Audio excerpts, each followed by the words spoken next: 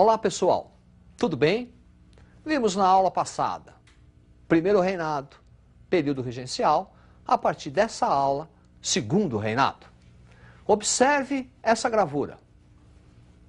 Uma sátira, D. Pedro, controlando, manipulando os dois partidos políticos do segundo reinado, o Partido Liberal e o Partido Conservador.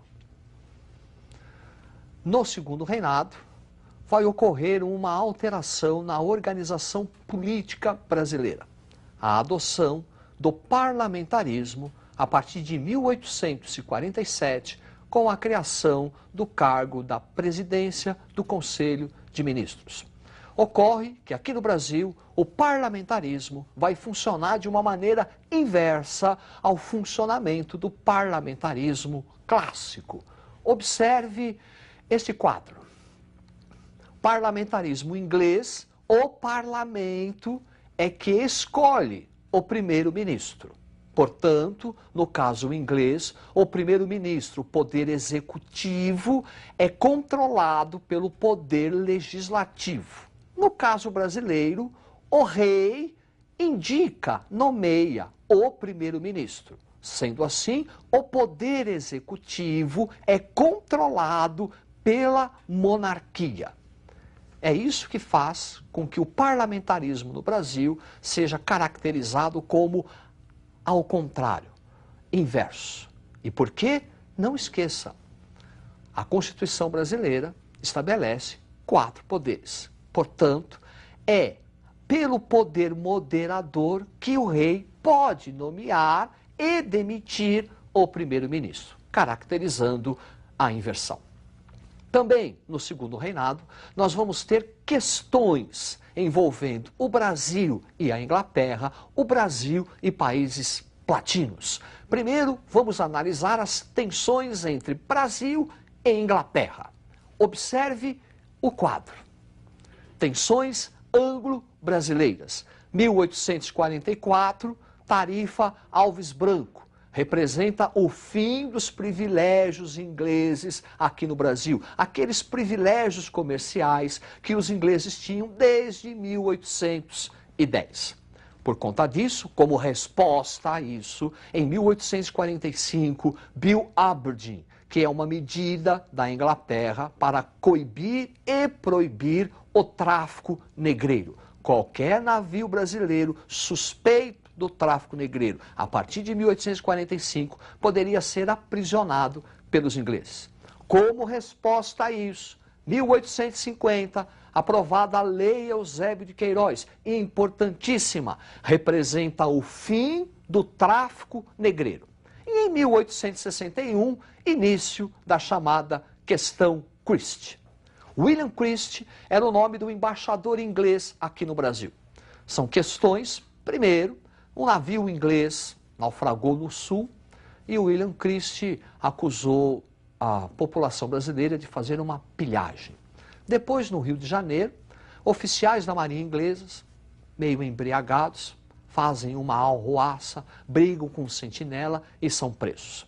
Esses 2 incidentes, mais a questão do tráfico negreiro, mais o fim dos privilégios ingleses aqui no Brasil, provocam a questão Christie, que vai até 1865, que é um rompimento das relações diplomáticas entre Brasil e Inglaterra.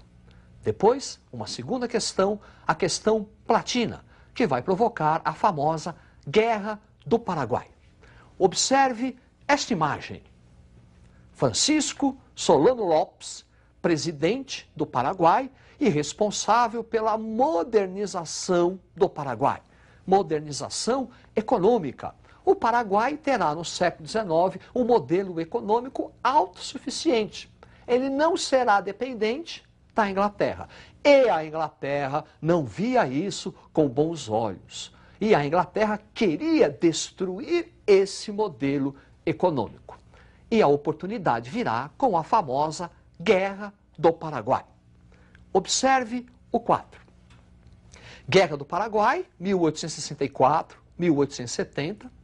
Causas: a expansão e o desenvolvimento econômico do Paraguai, a intervenção brasileira na região na região do Prata, o que hoje é Argentina e Uruguai, os interesses da Inglaterra em destruir o modelo econômico do Paraguai e a formação da Tríplice Aliança: Brasil, Argentina e Uruguai contra o Paraguai e com o apoio da Inglaterra. O resultado: vitória da Tríplice Aliança no campo militar, porque economicamente quem se beneficiou da guerra foi a Inglaterra. Conseguiu mais um mercado consumidor, conseguiu mais um dependente do seu capitalismo. Também no segundo reinado, nós vamos observar a atividade, a expansão da atividade cafeeira. Observe o mapa. Aí está a expansão do café. Primeiro, no Vale do Paraíba, Rio de Janeiro, e depois uma expansão para o oeste paulista.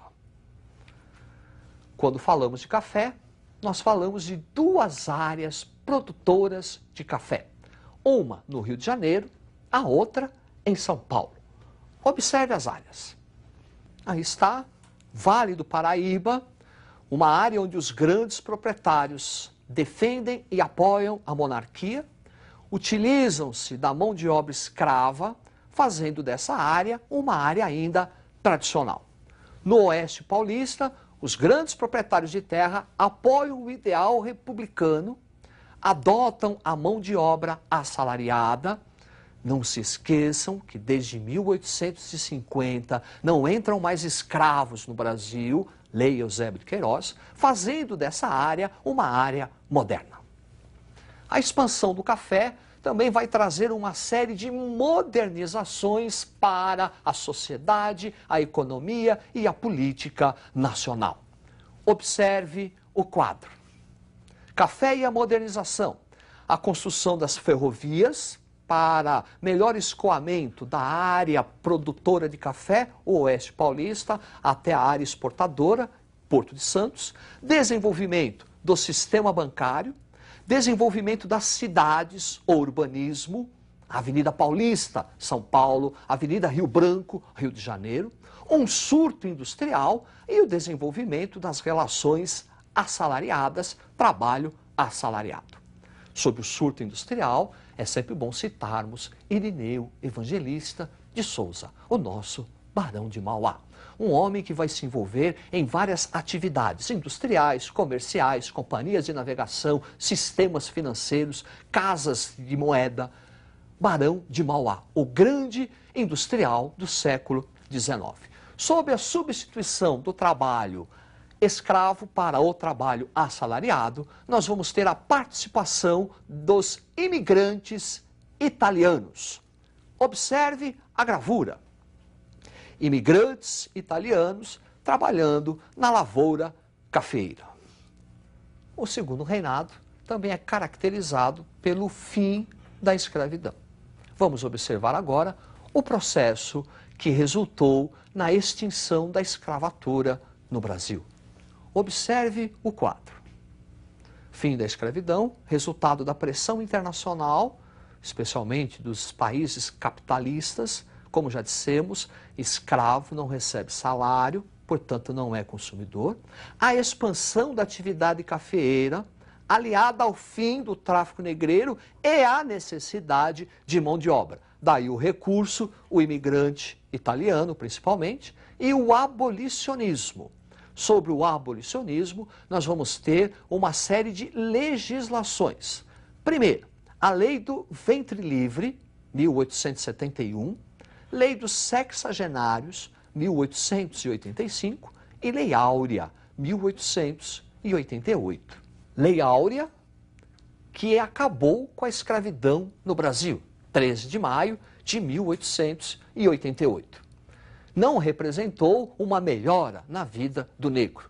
Deixou de ser escravo e virou um marginal, pois não foi dada a oportunidade ao trabalho, à saúde, ao lazer, à habitação. De escravo, passou a ser um marginal. Ainda no segundo reinado, nós vamos ter o chamado movimento republicano, que vai contribuir para a queda do Segundo Reinado. Vamos analisar aqui, em primeiro lugar, os motivos que provocaram a queda da monarquia brasileira. Observe o quadro. Fim do Império Brasileiro. Processos de modernizações do século XIX ligados ao café, desenvolvimento do urbanismo, desenvolvimento do sistema financeiro, modernizações. Questão religiosa envolvendo o Império e a Igreja. É contra o regime do padroado, contra a intervenção do Estado nos assuntos religiosos. Desenvolvimento da questão militar, envolvendo o exército contra o Estado. Desde o final da Guerra do Paraguai, o exército brasileiro passa a reivindicar uma maior participação nas decisões políticas. Questão social que envolve a crise do escravismo, o processo de abolição da escravatura. Aqueles grandes proprietários de terra do Vale do Paraíba, após a abolição da escravatura, colocam-se contra o Império. E o movimento republicano. Movimento republicano que vai ter adeptos nas cidades, intelectuais, estudantes de direitos, e também vai conseguir o apoio dos grandes proprietários de terra, os fazendeiros de café do Oeste Paulista. Esse movimento republicano pode ser dividido em duas correntes. Observe-as. Corrente evolucionista, liderada, entre outros, por Quintino Bocaiúva, defendia a implantação da República de forma gradual, sem a participação popular. E o movimento revolucionário, entre seus líderes, Silva Jardim, o oposto do evolucionista, a implantação de da República através de uma revolução com participação popular. A tendência que ganhou foi a tendência evolucionista. E em 15 de novembro de 1889 foi proclamada a República. Representa o final do Segundo Reinado e o início de uma nova fase política na história brasileira. Agora, a proclamação da República não muda muita coisa na história brasileira. Continuamos com o modelo agrário exportador. Continuamos com o modelo ainda das origens coloniais. E com a implantação da República, a atividade do café vai continuar a ser a principal atividade econômica. Vimos então na aula de hoje o Segundo Reinado, as tensões, Guerra do Paraguai, questão Christie, a evolução do café e as suas consequências para o Brasil e o nosso movimento republicano. É isso aí, tenham uma boa sorte, estude e até a próxima.